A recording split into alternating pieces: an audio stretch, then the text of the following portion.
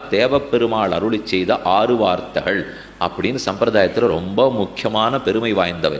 இதை கைவிளக்காக கொண்டு தான் சுவாமி மேற்கொண்டு எல்லா கிரந்தத்தையும் நிர்மாணித்தார், சம்பிரதாயத்தையே வளர்த்தார். ஆனால் அவருக்கு வழிகாட்டி கொடுக்கிற தேவப்பெருமாள் அகமேவ பரந்தத்துவம் தரிசனம் பேத ஏவச்ச உபாயேஷு பிரபத்தி சியாத் அந்திமஸ்மிருதி வர்ஜனம் தேகாவசானே முக்தி சியாத் பூர்ணாச்சாரிய சமாஸ்ரயா என்கிற 6 வாக்கியங்களை அருளி செய்தான்.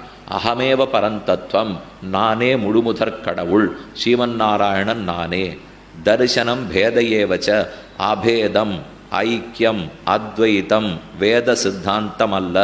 தரிசனம் பேதையேவச்ச, ஆத்மா வேறு பரமாத்மா வேறு, ஆத்மாக்கள் அநேகர்கள், அச்சித்து வேறு. பேதமே தரிசனம், அபேதம் தரிசனம் அல்ல.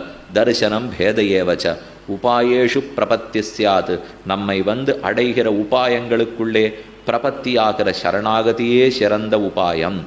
அந்திம ஸ்மிருதி வர்ஜனம், அப்படி சரணாகதி பண்ணினவன் மரணப்படுக்கையில் இருக்கும்போது என்ன நினைத்தால்தான் முக்திங்கிறது கிடையாது.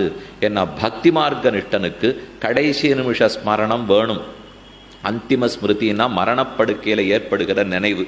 அதை எதுவா நினைச்சுட்டு உயிரை விடுறோமோ அதுவாகவே பிறந்துடுவோம் அப்படின்னு தான் கீதையும் சொல்லுகிறது.